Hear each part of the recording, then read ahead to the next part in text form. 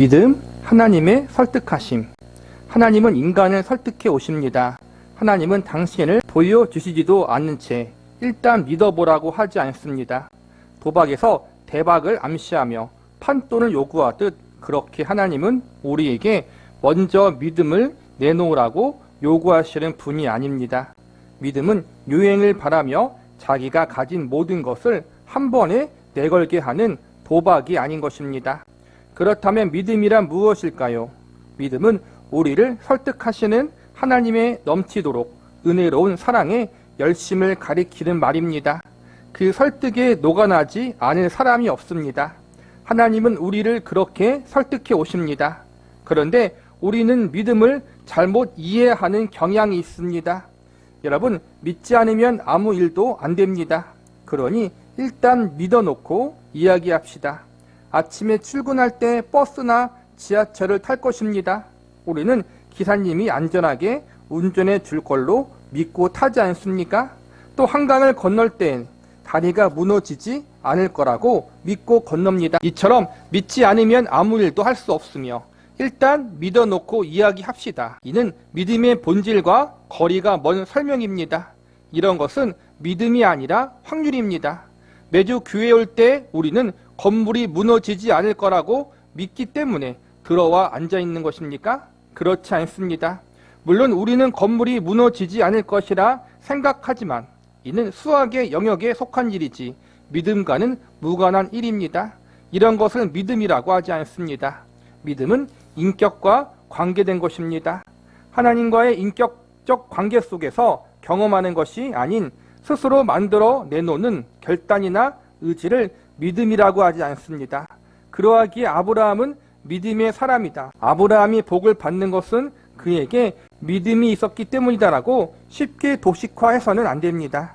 하나님이 아브라함을 설득하시기 전에 아브라함 홀로 믿음을 내놓은 것이 아닙니다. 하나님이 우리를 설득해 오시는 것, 이것이 믿음입니다. 하나님이 아브라함을 설득해 오셨고 그 설득에 아브라함이 반응한 것입니다. 믿음이 의미하는 바가 바로 이것입니다. 그것이 멋있고 명확하게 드러난 예가 바로 아브라함의 생애입니다.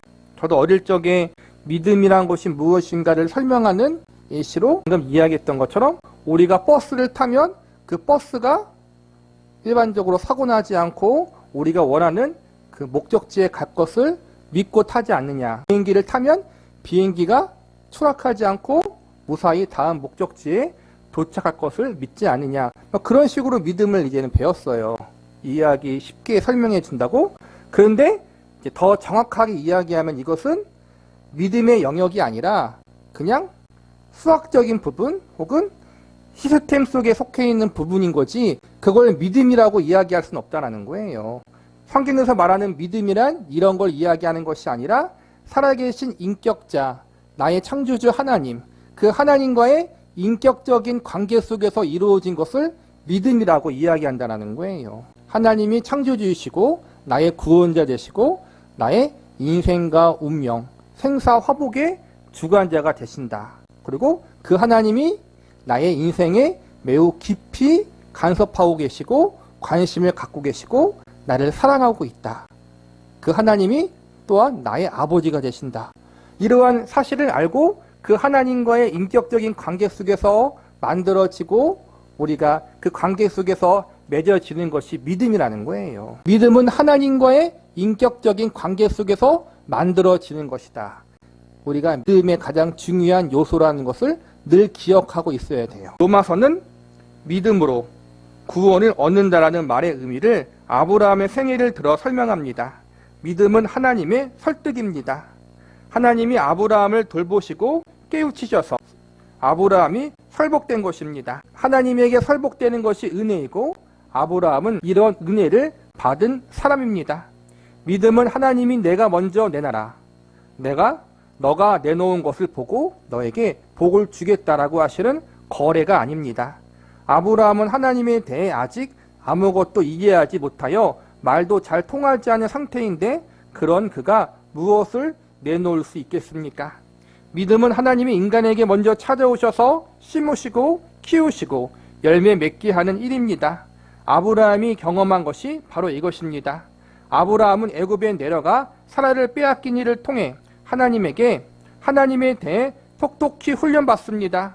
바로가 하나님에게 얻어 터지는 것을 보고 아브라함은 그의 생애를 통틀어 가장 크게 놀랐던 것 같습니다. 거기서 그는 처음으로 믿음에 눈뜨게 됩니다. 아, 하나님이 이런 분이구나 하고 비로소 알게 된 것입니다. 이런 하나님을 경험하였기에 아브라함은 감히 롯과 헤어지는 결단을 할 수 있었던 것입니다. 롯아, 땅은 좁은데 우리 재산은 너무 많아 함께 살 수 없구나. 우리는 한 혈육이니 서로 다투지 말자. 너가 가고 싶은 곳을 먼저 택해서 떠나라. 너가 왼쪽으로 가면 나는 오른쪽으로 가고 너가 오른쪽으로 가면 나는 왼쪽으로 가겠다. 이는 대단한 결정입니다. 그가 기근을 면하러 온 가족을 이끌고 애굽까지 내려갔던 일을 생각해 보십시오. 그랬던 그가 이제 무슨 배짱으로 이런 엄청난 결단을 내릴 수 있었을까요? 기근에 쫓겨 애굽까지 내려갔던 아브라함이 바로 그 애굽에서 하나님을 경험한 것입니다. 하나님은 어떤 분이기에 천하의 바로마저 제압하셨던 걸까? 바로보다 훨씬 세다니 하나님은 정말 대단하신 분인가 보다. 그런데 이 대단한 하나님이 나를 편들어 주시다니 하고 깨닫게 된 것입니다.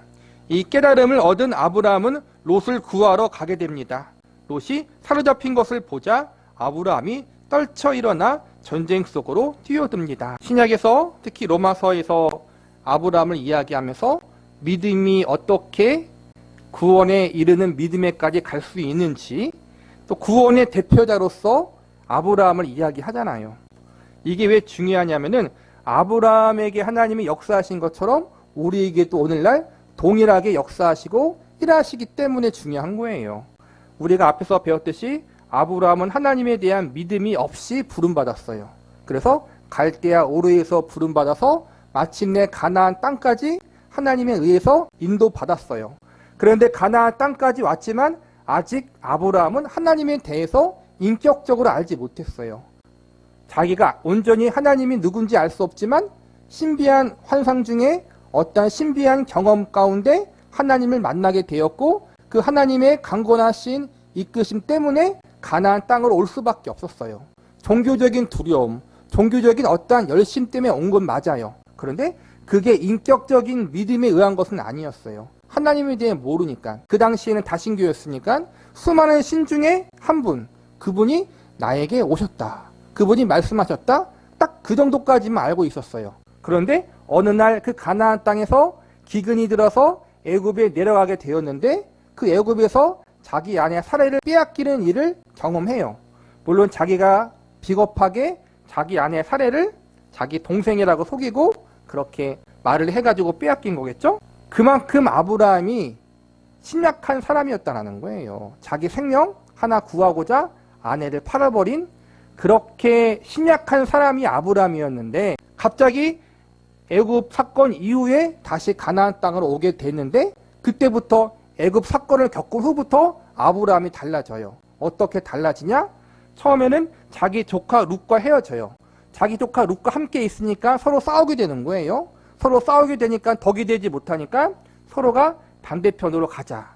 그런데 그때 먼저 롯에게 선택권을 주잖아요. 그러니까 롯이 자기가 보기에 더 좋은 땅을 선택해요. 그렇다면 상대적으로 아브라함은 롯이 갔던 것보다 좋지 못한 땅으로 가게 되는 건데 그럼에도 불구하고 아브라함은 그것을 양보해요. 그리고 롯과 아브라함이 함께 있다는 것은 그만큼 세력이 크다라는 거예요. 세력이 크고 사람이 많기 때문에 함부로 다른 사람들이 공격할 수가 없어요. 생명의 안전, 재산의 안정된 보호를 더 받을 수 있는데 서로 반으로 갈라지면 그만큼 위험 부담이 있는 거잖아요. 그런데도 갈라섰어요. 왜냐하면 서로에게 덕이 안 되기 때문에 함께 있으면. 그리고 나중에 롯이 전쟁의 포로로 잡혀갔을 때 아브라함이 생명을 걸고 자기 조카 롯을 구해요. 아브라함은 분명히 애굽 사건에서 심약한 사람이었어요. 자기 생명 구하고자 아내를 판 사람이었는데 나중에 그 사건 이후부터 달라진 걸 볼 때 애굽에 있었던 사건을 통해서 뭔가 깨닫게 된 게 있었다는 거예요. 그게 무엇이냐? 하나님이 살아계시고 하나님이 전능자이시구나. 그 하나님이 나의 하나님이구나. 그것을 아브라함이 애굽의 사건을 통해서 배우게 되었다는 거예요.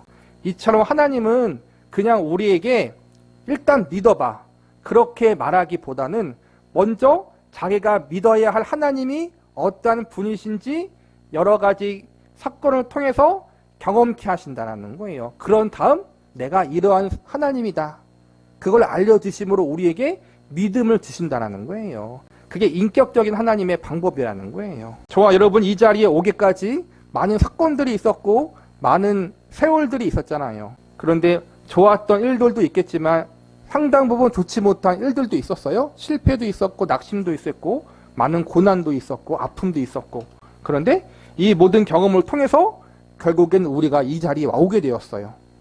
상식적으로 생각하면 인생에 실패가 있고 인생에 방황이 있으면 인생을 함부로 살 수 있는데, 신앙을 버릴 수도 있는데, 이 자리에 오게 된 것은 하나님의 그 모든 사건과 경험을 통해서 하나님이 아니면 안 되겠구나, 내 인생이 하나님께 붙들려 있지 않으면 안 되겠구나라는 것을 알려주신 거잖아요. 그게 아브라함에게 했던 것처럼 하나님이 우리를 설득하셔서 인격적으로 알려주신 거란 말이에요. 그게 바로 믿음이란 거예요. 하나님 앞에 설득당한 백성. 이제는 박연서 목사님은 그걸 하나님의 설득이라고 표현하고 있는 거예요. 아브라함은 가나안을 향해 떠날 때 믿음의 사람이 아니었다고 여러 차례 설명해 드렸습니다. 그런 아브라함이 애굽에서 경험한 일을 통해 많이 달라져 있는 것을 창세기 13장과 14장에서 보게 됩니다. 여기서 우리는 신자의 신앙이 잘 자라지 않은 이유를 이렇게 추정해 볼 수 있습니다. 아브라함에 빗대어 이야기해 보면 애굽에서의 경험과 같은 하나님의 역사하심을 잊을 때 그렇게 됩니다. 하나님은 신자가 가지 말아야 할 곳을 가면 간섭하십니다. 믿음이 아직 자라지 않아 가야 할 곳과 가지 말아야 할 곳을 분간하지 못할 때도 마찬가지입니다. 애굽에서 내려간 아브라함처럼 말입니다. 하나님은 때로는 설득하시고 때로는 꾸짖으셔서 결국 깨닫게 하십니다. 창세기 17장에서 아브라함에게 하셨던 것처럼 하나님은 나는 전능한 하나님이다, 너는 내 앞에서 행하여 완전하라고 꾸짖을 수 있습니다. 그러나 아직 그 수준에 이르지 않은 사람에게는 꾸짖지 않으십니다. 오히려 하나님이 어떤 분인지 경험할 수 있는 시간을 허락하십니다. 애굽에 내려간 아브라함이 하나님을 깊이 경험하게 된 이유입니다. 하나님은 심지 않은 곳에서 거두시는 굳은 분이 아닙니다. 아직 내놓을 수 없는 열매를 달라고 하지 않습니다. 우리가 잘 아는 달란트 비유를 생각해 봅시다. 어떤 사람이 타국에 가면서 자기 종들에게 각각 5달란트, 2달란트, 1달란트를 맡깁니다. 5달란트를 받은 이는 5을 더 남기고 2달란트를 받은 이는 2를 더 남겼는데 1달란트를 받은 이는 1달란트만 달랑 그대로 가지고 있습니다. 그러고서는 변명하는 말이, 주인님, 저는 당신이 완고하고 굳은 사람인 것을 압니다. 제가 괜히 장사했다가 본전마저 잃으면 주인님을 실망시키게 될까 두려워 제가 받은 1달란트를 땅에 묻어다가 여기 고스란히 가져왔습니다. 그러자 주인은 악하고 게으른 종아, 그러면 이자라도 받을 수 있게 왜 은행에라도 맡기지 않았느냐 하며 꾸짖습니다. 주인은 1달란트 받은 종이 생각한 것처럼 완고한 사람이 아니었습니다. 먼저 주지도 않은 채 남겨오라고 하지 않습니다. 그렇습니다. 하나님은 맡긴 것 하나 없이 이윤을 남겨오라고 하시는 분이 아닙니다. 심을 것을 먼저 주십니다. 5을, 2를, 1를 먼저 맡기시는 분입니다. 이런 달란트 비유를 통하여 우리 모두 하나님 앞에 설득당한 백성이라는 사실을 깨닫게 됩니다. 하나님은 당신이 우리를 설득하시기 전에 먼저 우리에게 믿음을 요구하시는 분이 아닙니다. 그런데 우리는 하나님을 어떤 하나님으로 알고 있을까요? 5달란트나 2달란트를 받은 종처럼 하나님을 자비로운 주인으로 이해하고 있을까요? 아니면 1달란트를 받은 종처럼 하나님을 완고한 분으로 오해하고 있지는 않을까요? 우리를 설득하신 하나님이 나는 전능한 하나님이다, 나는 너에게 무엇을 원한다라고 말씀하셨다면 그 부분만큼은 우리가 책임져야 할 것입니다. 맡기신 것이 없이 요구하시는 분이 아니기 때문입니다.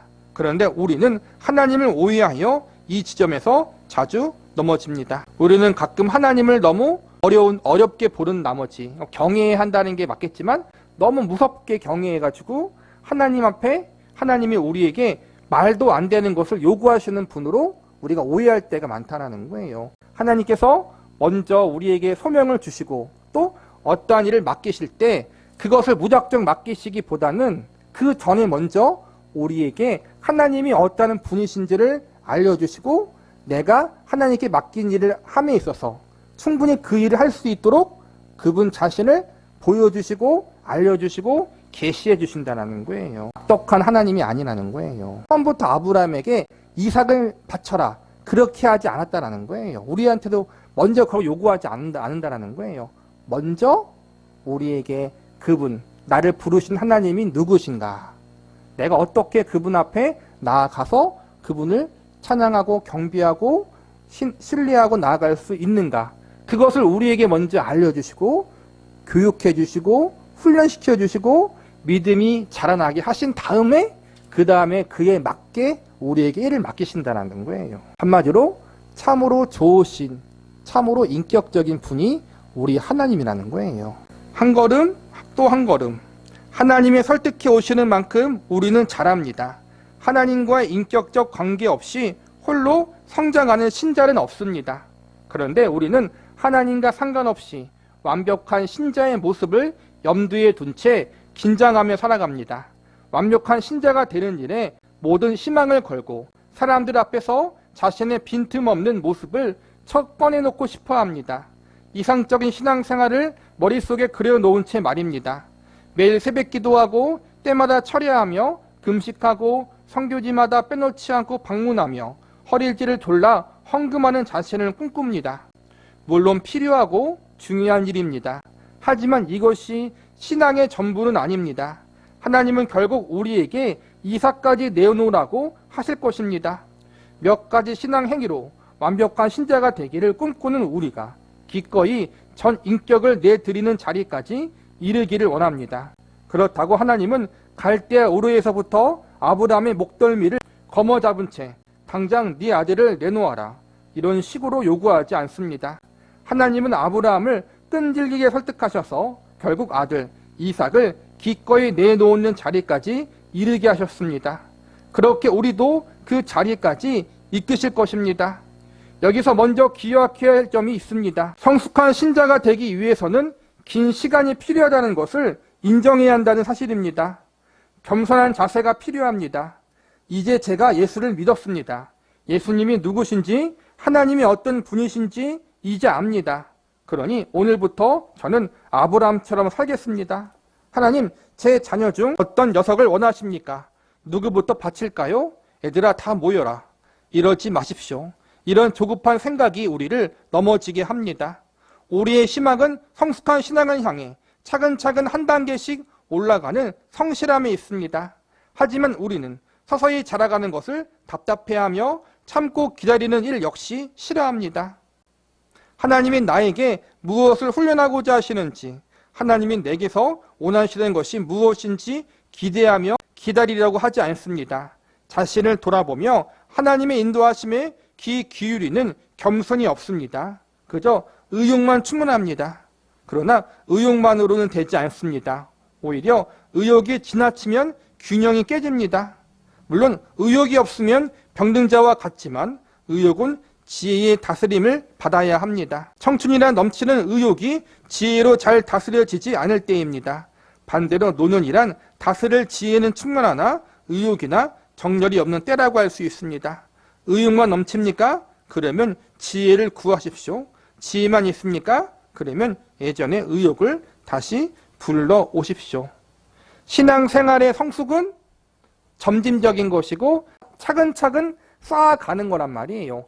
갑자기 일어나는 것이 아니라는 거예요. 우리는 시간, 여정, 과정을 무시한 채 어떠한 특정한 종교적인 열심과 헌신으로 믿음이 성숙해지는 것을 바라잖아요.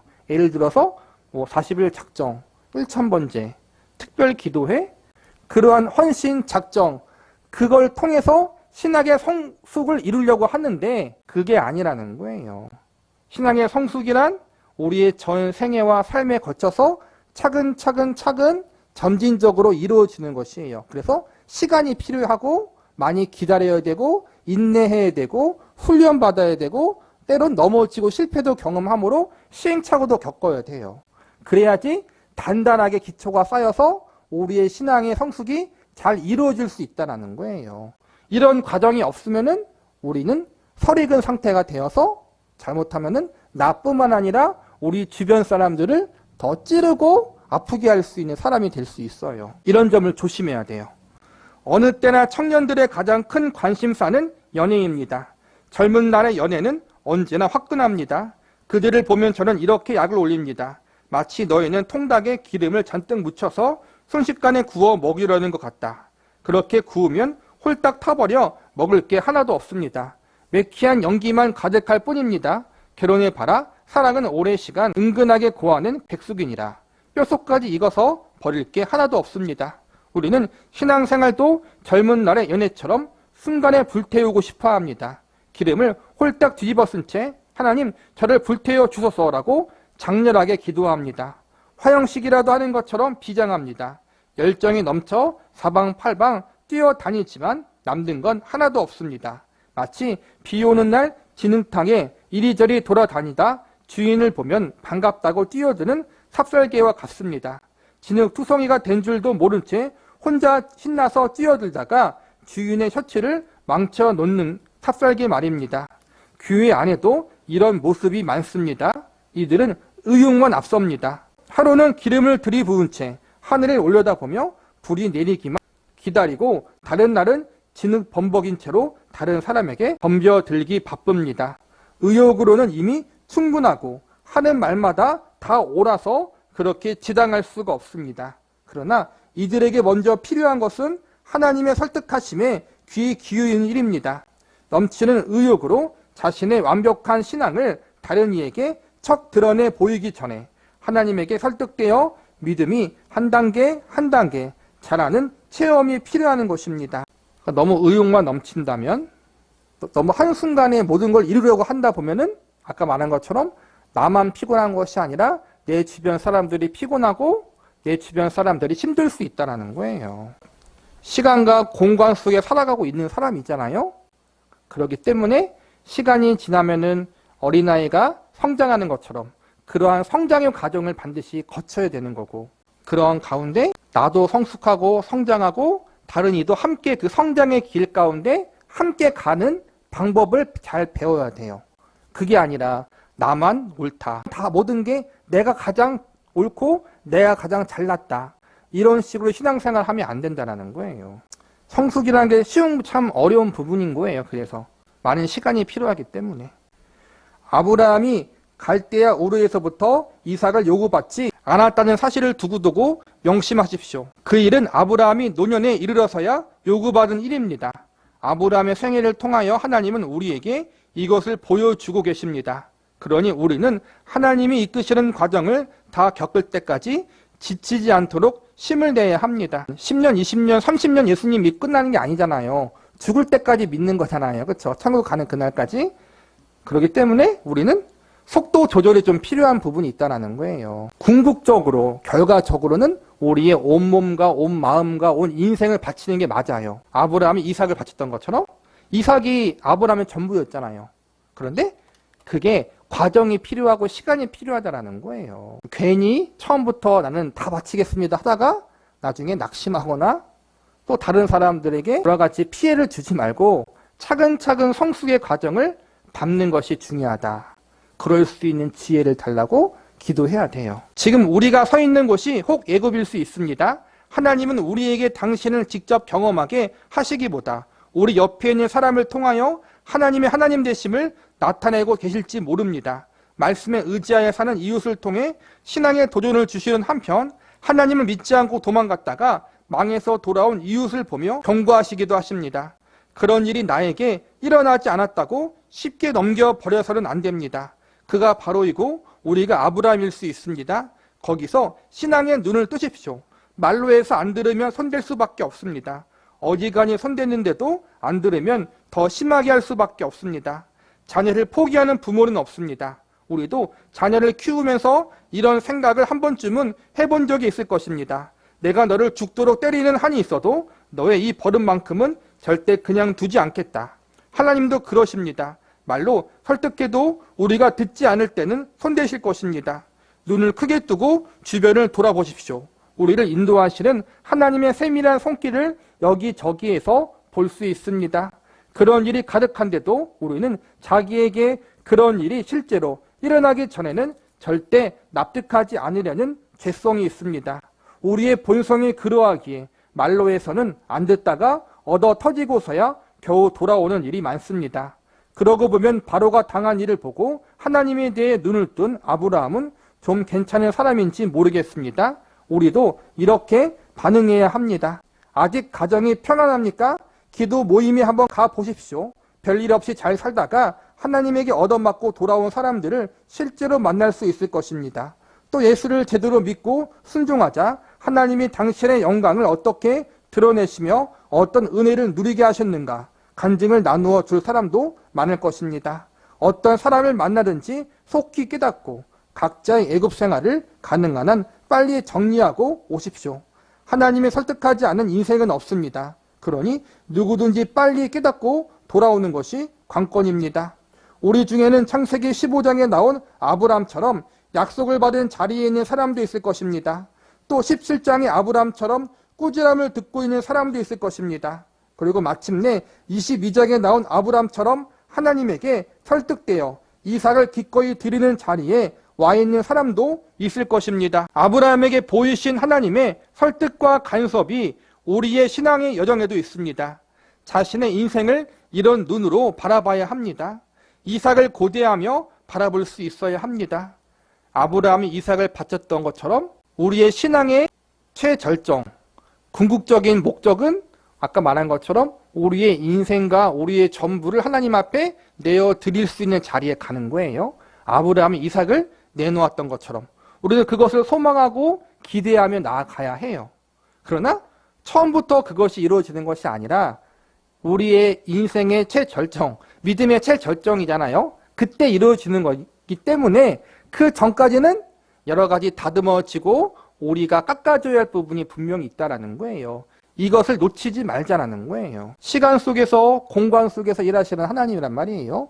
우리 인생이 시간과 공간 속에 있잖아요. 인생 속에 있잖아요. 그 속에서 하나님이 일하신다는 거예요. 시간과 공간을 다 무시하고 한 번 은혜 주셔서 확 바뀌었다. 우리는 다 그걸 원하잖아요. 사도 바울처럼. 그러한 경우도 분명히 있어요. 그런데 대부분은 하나님이 그렇게 하시기보다는 시간과 공간 속에서 여러 가지 연단을 통해 훈련을 통해서 우리를 더 성숙의 자리로 이끄시는 방법을 하나님은 가장 즐겨 사용하시고 그것이 사실은 성경적인 방법이라는 거예요. 처음부터 이삭을 바치는 자리에 가 있는 사람은 없다는 사실을 기억하십시오. 아브라함도 마찬가지입니다. 오늘 각자 서 있는 믿음의 자리는 지금까지 하나님이 우리를 설득해 이르게 하신 자리입니다. 지금껏 하나님은 우리를 설득해 오셨고 지금도 여전히 설득하고 계십니다.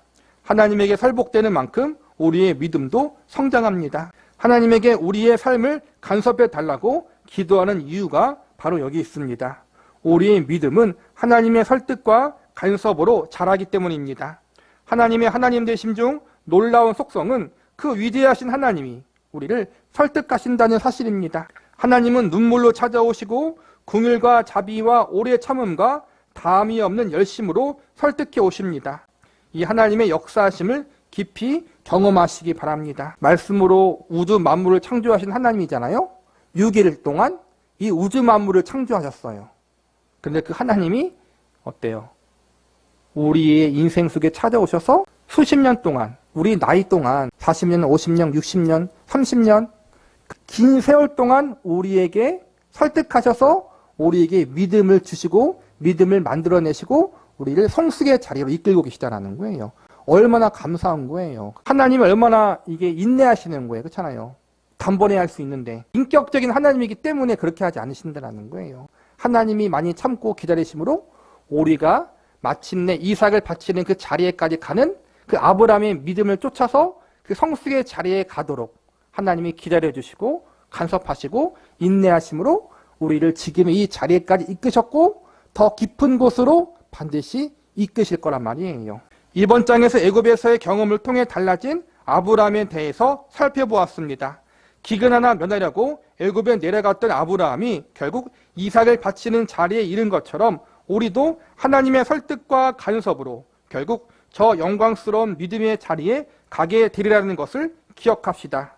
그렇다면 지금 서 있는 자리가 가만히 있을 수 없는 자리임을 깨닫게 될 것입니다. 하나님은 살아계십니다. 때로는 잠잠히 설득하시며 때로는 과감히 간섭하셔서 마침내 우리를 완성해 나가실 것입니다. 놀랍지 않습니까? 이 감격스러움 외에 아무것도 필요하지 않은 자를 가리켜 예수 믿는 사람이라고 합니다. 예수님의 그 은혜와 사랑 때문에 예수님 앞에 모든 걸 내어놓는 자리에 가는, 그게 우리의 인생의 의미, 목적이 되는 것이 바로 예수님을 믿는 성도라는 거예요. 우리가 그 자리로 지금 초청받았고 그 자리로 가고 있다라는 거예요. 우리가 이 길 가운데 그 자리에 가기까지 잘 기도하고 인내하고 순종함으로 마침내 이삭을 바치는 자리에 갔던 아브람처럼 우리도 기꺼이 감사함으로 기쁘게 주님 앞에 우리의 모든 걸 바칠 수 있는, 내어놓을 수 있는 자리에 갈 수 있기를 간절히 기도하겠습니다.